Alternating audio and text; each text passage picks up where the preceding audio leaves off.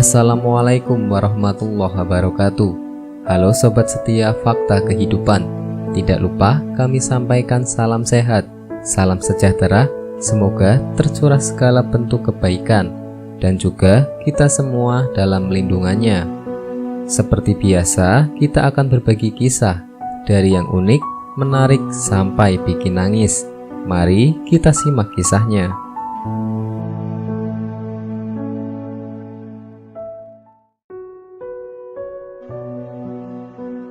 Kisah nyata, menyesal saat sakaratul maut.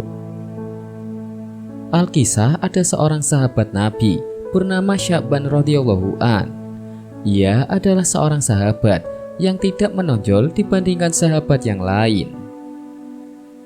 Ada suatu kebiasaan unik dari beliau, yaitu setiap masuk masjid sebelum sholat berjamaah dimulai, dia selalu beriktikaf di pojok depan masjid.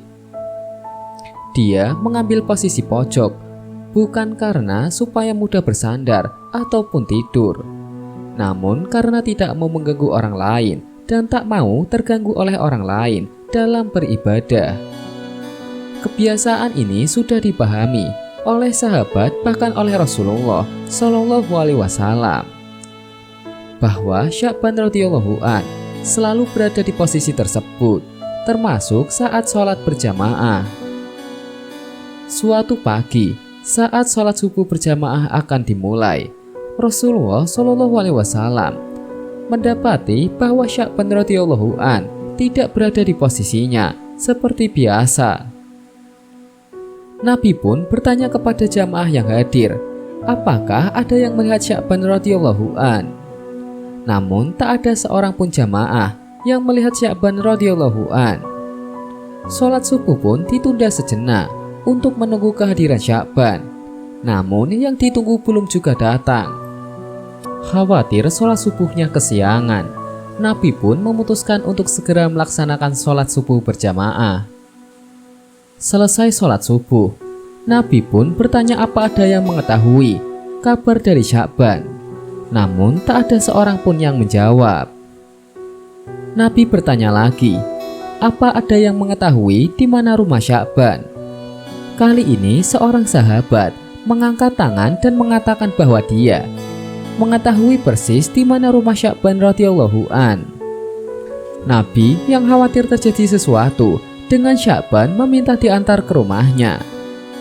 Perjalanan dengan jalan kaki cukup lama ditempuh oleh Nabi dan rombongan sebelum sampai ke rumah yang dimaksud.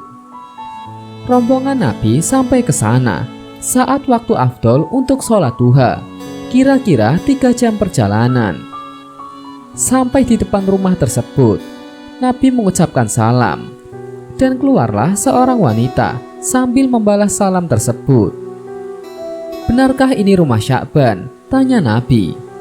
Ya benar, saya istrinya, jawab wanita itu. Bolehkah kami menemui Sya'ban yang tadi tidak hadir saat sholat subuh di masjid?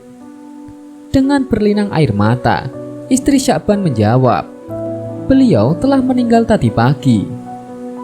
Inna lillahi wa inna ilaihi raji'un. Masya Allah, satu-satunya penyebab dia tidak sholat subuh berjamaah adalah karena ajal sudah menjemputnya. Beberapa saat kemudian, istri Sya'ban bertanya kepada Rasul, ya Rasul, ada sesuatu yang jadi tanda tanya bagi kami semua, yaitu menjelang kematiannya, dia berteriak 3 kali dengan masing-masing teriakan disertai satu kalimat. Kami semua tidak paham apa maksudnya. Apa saja kalimat yang diucapkannya? Tanya Rasul. Di masing-masing teriakannya, dia berucap kalimat, aduh, kenapa tidak lebih jauh? Aduh, kenapa tidak yang baru? Aduh, kenapa tidak semua? Nabi pun melantunkan ayat yang terdapat dalam surat Qaf ayat 22. Sesungguhnya kamu berada dalam keadaan lalai dari hal ini, maka kami sikapkan daripadamu hijab yang menutupi matamu, maka penglihatanmu pada hari itu amat tajam. Saat Sya'ban dalam keadaan sakaratul maut, perjalanan hidupnya ditayangkan ulang oleh Allah Subhanahu wa Ta'ala. Bukan cuma itu, semua ganjaran dari perbuatannya diperlihatkan oleh Allah. Apa yang dilihat oleh Sya'ban dan orang yang sakaratul maut tidak bisa disaksikan oleh yang lain. Dalam pandangannya yang tajam itu, Sya'ban melihat sesuatu adegan di mana kesehariannya dia pergi pulang ke masjid untuk sholat berjamaah 5 waktu. Perjalanan sekitar 3 jam jalan kaki. Sudah tentu bukanlah jarak yang dekat.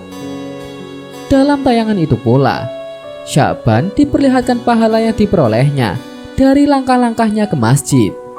Dia melihat seperti apa bentuk surga ganjarannya. Saat melihat itu, dia berucap, "Aduh, kenapa tidak lebih jauh?"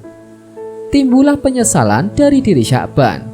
Mengapa rumahnya tidak lebih jauh lagi, supaya pahala yang didapatkan lebih banyak dan surga yang didapatkan lebih indah.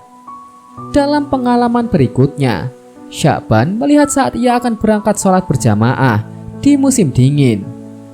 Saat ia membuka pintu, berhembuslah angin dingin yang menusuk tulang. Dia masuk kembali ke rumahnya dan mengambil satu baju lagi untuk dipakainya. Jadi dia memakai 2 buah baju. Sya'ban sengaja memakai pakaian bagus di dalam dan yang jelek di luar. Pikirnya jika kena debu, sudahlah tentu yang kena hanyalah baju yang luar. Sampai di masjid dia bisa membuka baju luar dan sholat dengan baju yang lebih bagus. Dalam perjalanan ke masjid, dia menemukan seorang yang terbaring kedinginan dalam kondisi mengenaskan. Sya'ban pun iba, lalu segera membuka baju yang paling luar dan dipakaikan kepada orang tersebut, dan menapahnya untuk bersama-sama ke masjid melakukan sholat berjamaah. Orang itu pun terselamatkan dari mati kedinginan dan bahkan sempat melakukan sholat berjamaah. Sya'ban pun kemudian melihat indahnya surga. Sebagai balasan memakaikan baju butut kepada orang tersebut. Kemudian dia berteriak lagi, "Aduh, kenapa tidak yang baru?" Timbul lagi penyesalan di benak Sya'ban. Jika dengan baju butut saja bisa mengantarkannya mendapatkan pahala yang begitu besar, sudah tentu ia akan mendapatkan yang lebih besar lagi seandainya ia memakaikan baju yang baru. Berikutnya, Sya'ban melihat lagi suatu adegan saat dia hendak sarapan dengan roti yang dimakan dengan cara mencelupkan dulu ke segelas susu. Ketika baru saja hendak memulai sarapan, muncullah pengemis di depan pintu yang meminta diberi sedikit roti karena sudah lebih 3 hari perutnya tidak diisi makanan. Melihat hal tersebut, Sya'ban merasa iba. Ia kemudian membagi 2 roti itu sama besar.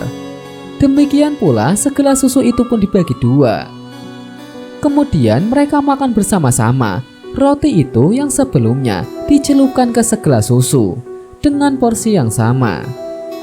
Allah kemudian memperlihatkan ganjaran dari perbuatan Sya'ban dengan surga yang indah.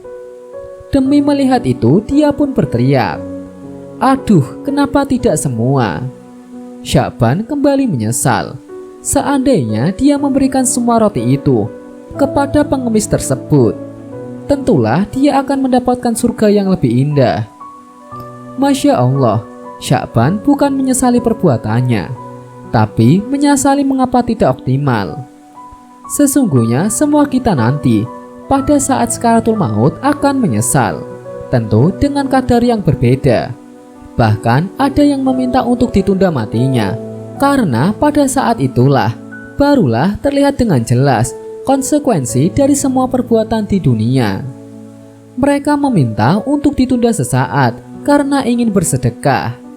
Namun kematian akan datang pada waktunya, tidak dapat dimajukan dan tidak dapat dimundurkan. Seringkali kita mendengar ungkapan hadis berikut, "Sholat isya berjamaah pahalanya sama dengan sholat separuh malam. Sholat subuh berjamaah pahalanya sama dengan sholat sepanjang malam. 2 rakaat sebelum sholat subuh lebih baik daripada dunia dan seisinya." Namun lihatlah, masjid tetap saja lenggang, seolah kita tidak percaya kepada janji Allah. Mengapa demikian? Karena apa yang dijanjikan Allah itu tidak terlihat oleh mata kita pada situasi normal. Mata kita tertutupi oleh suatu hijab karena tidak terlihat. Maka yang berperan adalah iman dan keyakinan bahwa janji Allah tidak pernah meleset. Allah akan membuka hijab itu pada saatnya, saat ketika nafas sudah sampai di tenggorokan. Sya'ban radhiyallahu an telah menginspirasi kita bagaimana seharusnya menyikapi janji Allah tersebut. Dia ternyata tetap menyesal, sebagai halnya kita pun juga akan menyesal. Namun penyesalannya bukan karena tidak menjalankan perintah Allah Subhanahu wa Ta'ala. Penyesalannya karena tidak melakukan kebaikan dengan optimal. Sudahkah kita semua siap menghadapi apa yang pasti kita akan hadapi semua, sakaratul maut? Atau masih sibuk dengan urusan duniawi yang pasti kita tinggalkan? Semoga kita selalu bisa mengoptimalkan kebaikan-kebaikan di setiap kesempatan. Amin. Sekian. Wallahu a'lam bishawab.